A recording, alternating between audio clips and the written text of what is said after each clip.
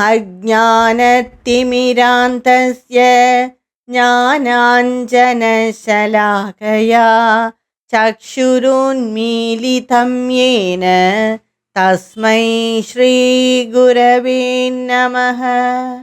नारायणपरा वेदा देवानारायणाङ्गजाः नारायणपरा लोका नारायणपरामखाः नारायणपरो योगो नारायणपरं तपः नारायणपरं ज्ञानं नारायणपरा गतिः। तस्मात् केन मनसा भगवान् सात्वतां पतिः श्रोतव्यकीर्तितव्यश्च ध्येयपूज्यश्च नित्यदा। जयति जगति मायां यस्य कायाधवस्ति वचनरचनमेघं केवलं शाकलय्य ध्रुवपदमपि यातो यत्कृपातो ध्रुवोऽयं सकलकुशलपात्रं ब्रह्मपुत्रं नतास्मि। सर्वेभ्यः नमस्कारः. We are saying the Narada Bhakti Sutras, and we saw that when we have that Parama Prema towards Bhagavan, we experience that Amrita bliss, we ignore all the other things. And now in this sutra, Narada Muni tells that what all we ignore or what all we renounce. Sutra 8, Nirodhastu Loka Veda Vyapara Nyasaha. Nirodhastu, that is, we have to be indeed renounce. Loka Vyapara, that is the secular and external activities. And Veda, Veda means all the rituals and the Vedic rites, everything. What does Narada Muni says? Why do we do all these Vedic rituals or any other religious rituals like puja, archana, all that? Why do we do that? To connect with Bhagavan, to communicate with Bhagavan. While we do puja, when we chant mantras and all that, we connect with Bhagavan and we experience that bliss. So this is at the initial stages. When that bhakta, his bhakti advances to the higher level, he is always in communion with Bhagavan and he doesn't want to come out of that state. He always is in communion with Bhagavan, and for that stage of bhakti, for such bhaktas, he can surpass all these pujas, rituals, everything. Because his state has gone beyond that body-mind consciousness. He doesn't feel anything else. But we should not renounce all that now itself, because we have not gone up to that level of bhakti. That's why I said the entire Narada Bhakti Sutras tells about the Parama Bhakti. We are all initial bhaktas or middle stage bhaktas. If we go to that stage of bhakti, then automatically we renounce all that, because we do all these religious activities, we participate in the religious activities, we do Vedic rituals, we do all that yajnas, everything, whatever it may be, whatever is prescribed in the Vedas. We do all that to be in communion with Bhagavan. But once when we have gone to that stage of Parama Bhakti, then we can ignore all this and be in union with Bhagavan himself. So for that stage of bhaktas, they can renounce all these Vedic rituals. It is all for the initial and the middle stage of bhakti, because even we have, sometimes we feel, rarely, that when we chant mantras and we are in that repetitive cycle of chanting mantras, we do not want to come out of that feeling itself. So at that time, when the puja is over, or when we have to put a pushpa to Bhagavan, even we will find it difficult to come out of that mindset. For that, at that time, or for such advanced bhaktas, they can ignore even the Vedic rituals or any religious activities or anything connected with religion. And he also renounces loka, that is the secular word, loka vyapara, that is all the external activities. It is not necessary that he should visit the temples, that such a great bhakta, they should visit temples, or it is necessary for them to take part in any religious festivals, because when they have to take part in all that, when they want to participate in all these activities, they have to come out of that feeling of bhakti. That is not necessary. Even we have seen sometimes Pujya Sri Ravi Shankar ji, when he performs a puja, sometimes he will be lost in that state itself. After some time, he will come and continue with that puja. So, for that state of bhaktas, all this, nothing is needed, and they automatically renounce the worldly activities. For example, to go into for some functions, or going outside for shopping and all that we, it is so common for us people, but they find it difficult and not necessary, so they renounce all that. And this renunciation should not be forced. When we go to that state of bhakti, when we experience that amrita, that feeling, that blissful feeling, then all these we find it as not needed. So automatically we renounce it, we ignore it.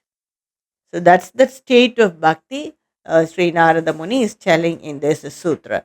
So for such bhaktas, renouncing any external activities, whether it may be loka vyapara or Veda, that is any religious activities, it's not of great problem for them, or it is not a wrong, because they are in that bliss. What all we do, even when we participate in the worldly activities, we do it to get happiness. But when I am in that extreme state of bliss, experiencing the Bhagavan himself, then why do we need this petty happiness? So he can, at that stage of bhaktas, he can renounce all this, whether it is the Vedic rituals or it may be secular activities. In the next sutra, Narada Muni makes it more clear. Tasmin ananyatha tad virodishu udasinata cha. Tasmin ananyata, in that undivided or unseparated state of bhakti, tad virodishu, whatever is virodi, an obstacle for that, udasinata, just ignore it. Ananya means na anya, not separate. Anya means separate, na anya, not separate. In that undivided bhakti, or in that inseparateness from Bhagavan, when we worship Bhagavan, sometimes we merge layer from that layer. In that layer, whatever is an obstacle, just ignore it. That obstacle can be of any great thing. It may be some object, it may be our situation, it may be the external climate like that, it may be our own health problems, health issues, it may be some people as an obstacle for that state of bhakti. Whatever it may be, whatever it is, udasinata, ignore it, renounce it, and continue in that state, Narada Muni is telling. Because to attain that state, that is ananya bhakti, is the supreme thing. Once when we have reached it, attained it, just renounce anything.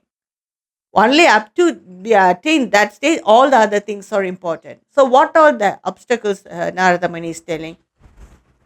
When we are in that undivided state, or that ananya bhakti, when we experience that ananya bhakti or that amrita, feeling of amrita, we completely forget our body and mind. So we may react in any way. So some people may fall as an obstacle for it. But at the same time, we should not disturb others' state of bhakti also. That we have to take care. So that is also important. But whoever stands as an obstacle for our state, or for us reaching that state of bhakti, udasinata, ignore them. And next thing is, there is no set rules for bhakti, because it is based on emotion. Bhakti is purely based on emotion, so there is no set rule for bhakti. So I can practice bhakti in the way I like. another person can practice a bhakti in the way they like. So if others force us on their way of bhakti, we have to ignore them because there is no set rules for bhakti. We have to ignore them. Udhasinata, ignore that. At the same time, we should also not force our way of bhakti to others. The bhaktas must be basically broad minded, or otherwise, what we feel. Because when we practice, for example, I chant mantras and I reach that Amrita state, Parama Bhakti state. So I will ask others also to do that. Say, I have achieved it, so you also do that. We should not force it because the other person may find another path, like going to pilgrimage or worshipping the Vigraha of Bhagavan or seeing the Vigraha itself and standing like that or sitting like that. That will take him to that his state of bhakti, that supreme state of bhakti. So we should not force our way on others. And if others force their way on us, we have to udhasinata, ignore it. And as I said, there is no set rules for bhakti. And when others force their bhakti on us, normally we tend to argue with them. Narada Muni says, just ignore it. Don't engage in any argument because in any argument, whether it is two people or many persons sitting there, any group discussion also, only the dominant speaker will win and not the right ideas, just like our news hour debates. Only the person who have the dominant skill of speaking, they win that debate or argument. So, in that place, we should not go and argue and satisfy others with our state of bhakti. Just ignore it, udhasinata. It can be any people or it can be any situation. Sometimes even prakriti comes as an obstacle for our bhakti. So we have to ignore all it and cross over it. And another thing is the relating to God is the most personal thing, very personal to any person. That is what said in the Upanishads that the person who is very close to us is the Antaratma, Atma. So it is something very personal to a person. So whoever stands as an obstacle or whoever doesn't understand our state of bhakti, we have to ignore it. At the same time, we should not disturb others also by our state of bhakti. And what is more important is bhakti is bhava pradhana, not vesha pradhana. That is what it implies is what the acharyas implies by that is the bhakti is completely based on emotion and not with the appearance.